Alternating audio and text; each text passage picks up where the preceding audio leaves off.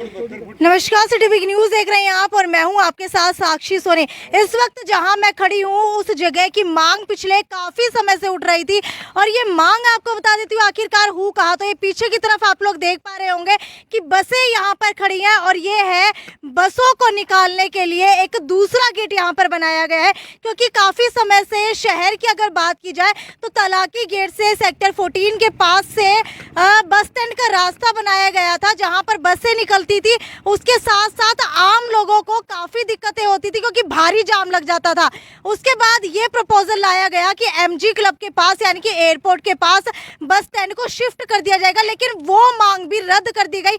लेकिन अब जो है मंत्री कमल गुप्ता ने इस प्रपोजल को उठाया और प्रपोजल को उठाने के बाद आप यहाँ पर देख पा रहे होंगे बजरी सीमेंट पड़ी हुई है और ये रास्ता है ऋषि नगर का। यहाँ पर गेट बनाया गया और गेट की चौड़ाई एक बार आपको दिखाना चाहूंगी कितनी है।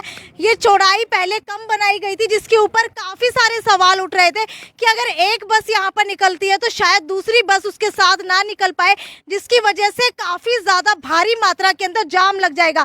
लेकिन अब भी यहाँ पर काफी लोग ये गेट बनने से खुश तो है ही, लेकिन इसके अंदर भी कई सारी नाकामी सामने निकल करके आ रही है। तो वो इन्हीं से जानने की कोशिश करते हैं, क्योंकि ये रोड जो है आप सीधा सामने एक बार रोड दिखा दीजिए। ये रोड आप लोग देख सकते हैं 14 सेक्टर का कट लगता है और ऋषि नगर यहाँ पर है, बच्चों का शमशान घाट यहाँ पर है। लेकिन अब बात आती है कि आखिरकार ये गेट बना दिया, लेकिन बसें यहाँ से कैसे निकलेंगी। तो यहाँ पर कुछ लोग मौजूद हैं, इनसे ही जानने की कोशिश करते हैं कि आखिरकार ये लोग जो है यहाँ से निकलेंगे कैसे। मुझे ये बताइए कि अगर यहाँ पर गेट बना दिया गया, बसों की बात की जाए, 2 बसें शायद अब जितनी चौड़ाई है उसमें 2 बसें निकल जाएंगी, लेकिन अगर यहाँ से गए अगर कोई दाह संस्कार करने के लिए आए तो भारी भरकम जाम लग सकता है यहाँ। ऐसे है जी, डॉक्टर साहब ट्रायल कर रहे हैं, मंत्री जी ट्रायल कर रहे हैं और वो ठीक कर रहे हैं।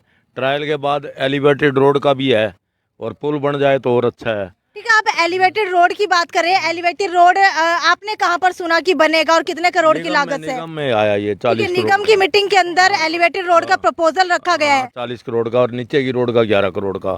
तो सरकार अपनी तरफ से पूरी कोशिश कर रही है और सरकार का हम धन्यवाद करते हैं, हम अपनी तरफ से है ना। ठीक है, अब बात कर ली जाए दिक्कतों की, तो क्या लग रहा है कि कौन कौन सी दिक्कतें इस गेट से आने वाली है?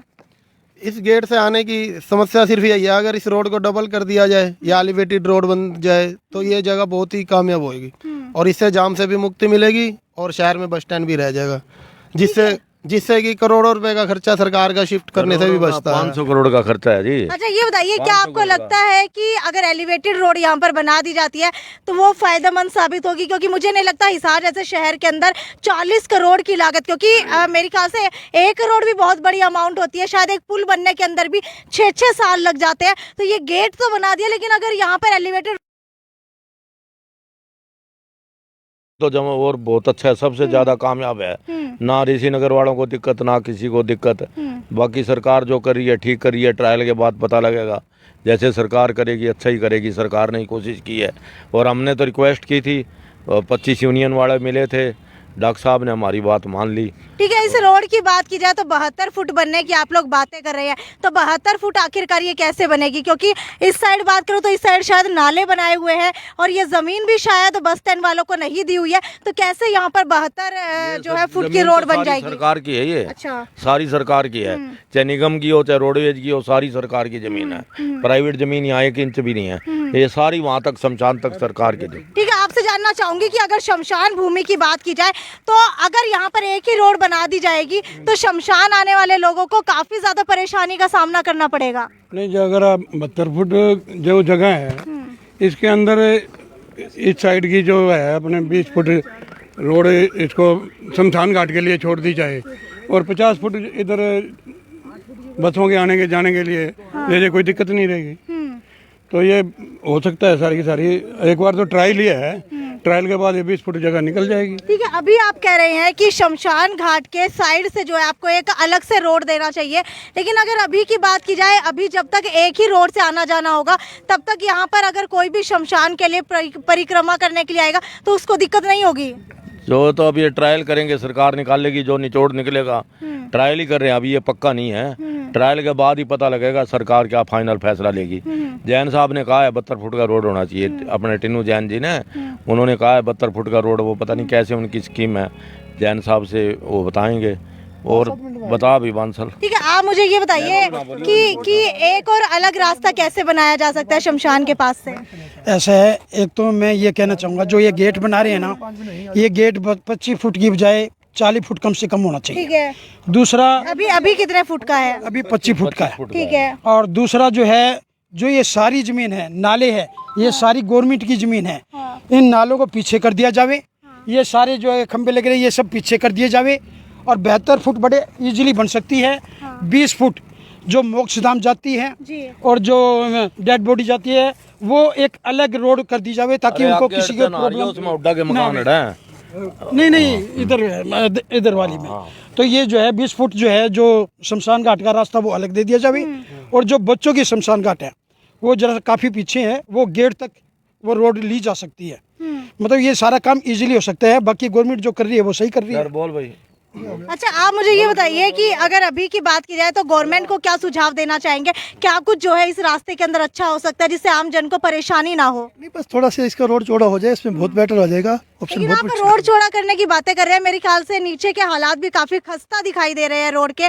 और मुझे नहीं लगता कि यहाँ से अगर कोई भी बस जाती है तो ये रास्ते जो बनाए हुए हैं इन रास्तों से ज्यादा आगे तक जा पाएगी। तो आपको लग रहा है कि जो अगर बस यहाँ से निकलती है तो कहीं ना कहीं लोगों को परेशानी नहीं होगी? नहीं, यहाँ कोई परेशानी नहीं आनी चाहिए। ये सीधा रोड तो बहुत बढ़िया है, इधर तो बस आनी नहीं, इस रोड से जाएगा, इधर से बस बहुत बढ़िया है। सड़क बहुत चौड़ी है, आगे परेशानी क्यों नहीं होगी? जब 14 में से जाएगी ना वो सड़क काफी अच्छी चौड़ी है। वो 75 फुट है ना, ये नए रोड की है। मेयर साहब आए थे, उद्घाटन करके थे हम। अगर सेक्टर 14 के पीछे वाले रास्ते से निकालेंगे तो आम लोग, यहाँ पे बच्चे भी खेलते हैं, काफी लोगों का आना जाना भी है, वो भी कहीं ना कहीं उनको नुकसान पहुंच सकता है। वो नुकसान यूँ नहीं पहुंचेगा कि ये जैसे चुराया होएगा और इस साइड में कोई पार्क नहीं जो बच्चों को खेलने के नहीं।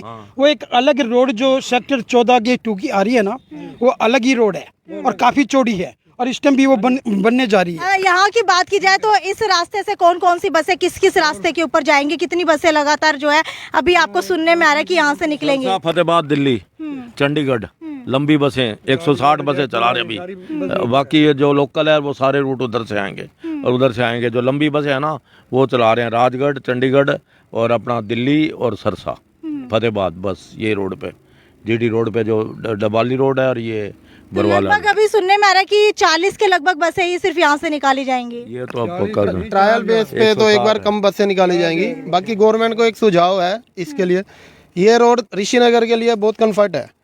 यहाँ से बसें निकले तो थोड़ा सा ये रोड टाइट है। ये जब डबल हो जाएगा ना, एक रोड तो इसी तरह ही चलता है ऋषिनगर के लिए और दूसरा जो रोड है उस पर डिवाइडर देंगे सिर्फ बसों के लिए, उसकी एंट्री हो। यानी कि अभी जो है मेन तौर के ऊपर यहाँ की अगर बात की जाए तो इस गेट को, जो ये दूसरा गेट बनाया गया है पीछे की साइड, ये 25 फुट का है, इसको 40 फुट करने की मांगे निकल रही हैं। अगर ये साथ ले ली जाए तो बहुत बढ़िया है। ये पूरा चौड़ा, इधर 15 फुट रोड रह जाएगा, इधर पूरा रोड, ये रोड साथ हो, गेट भी यहाँ तक चौड़ा कर दो जैसे बांसल जी, तो बहुत बढ़िया काम हो जाएगा। बिल्कुल 72 फुट रोड करने की मांगे चल रही हैं, गेट जो है 40 फुट करने की मांगे चल रही हैं।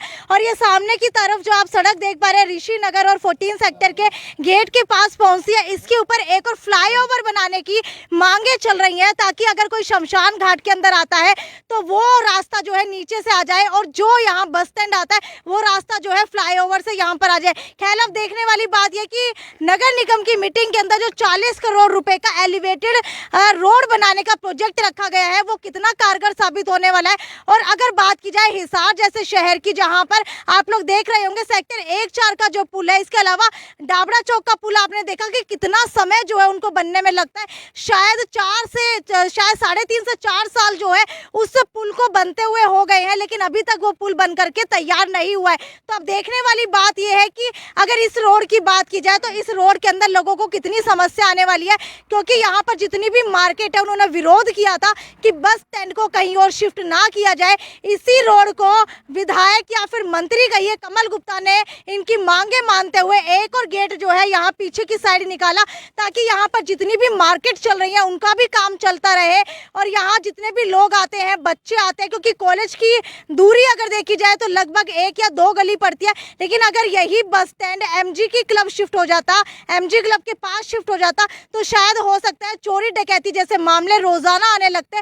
और लड़कियों की बात की जाए तो लड़कियां बिल्कुल भी जाने के अंदर सुरक्षित महसूस नहीं करती। खैर, अब व्यापारियों की मांगों को मानते हुए एक और गेट निकाल दिया है, लेकिन अब देखने वाली बात यह ट्रायल बेस के ऊपर ये कितना सफल साबित होने वाला है। और अगर इसके अंदर कोई भी नाकामी मिलती है तो मेयर गौतम सरदाना या फिर नगर निगम की टीम इसको कितनी जल्दी से जल्दी आम लोगों के लिए खोल देती है। खैर, ये तो देखने वाली बात और ये भी देखने वाली बात है कि क्या यहाँ पर एक और फ्लाईओवर बनाया जाएगा। आपका क्या सुझाव है? आप लोग क्या चाहते हैं कि क्या यहाँ पर अगर फ्लाईओवर बनाया जाता है तो आम लोगों को कहीं ना कहीं जो है परेशानी का सामना नहीं करना पड़ेगा और ट्रैफिक जैम जैसी भी समस्या नहीं आएगी। बताइए। हाँ जी, हमें ना सरकार का इस गेट का और बस स्टैंड 2041 तक रोकने का सारी सरकार का और डॉक्टर कमल गुप्ता जी निकाय मंत्री का बहुत बहुत धन्यवाद करती है। बस स्टैंड हिसार यूनियन सारे मेंबर्स भी हैं, हम सब मिलकर कमल गुप्ता जी के पास गए थे और उन्होंने हमारे जो बात प्रपोजल है वो ऊपर चंडीगढ़ सीएम साहब जी के पास पहुंचाया था और उन्हीं की कृपा से सारा हुआ है। खैर, जो भी आपकी राय है वो नीचे कमेंट सेक्शन के अंदर लिख करके बताइए। ये थी साक्षी सोनी की रिपोर्ट हिसार के बस स्टैंड से। नमस्कार। पुल बहुत जल्दी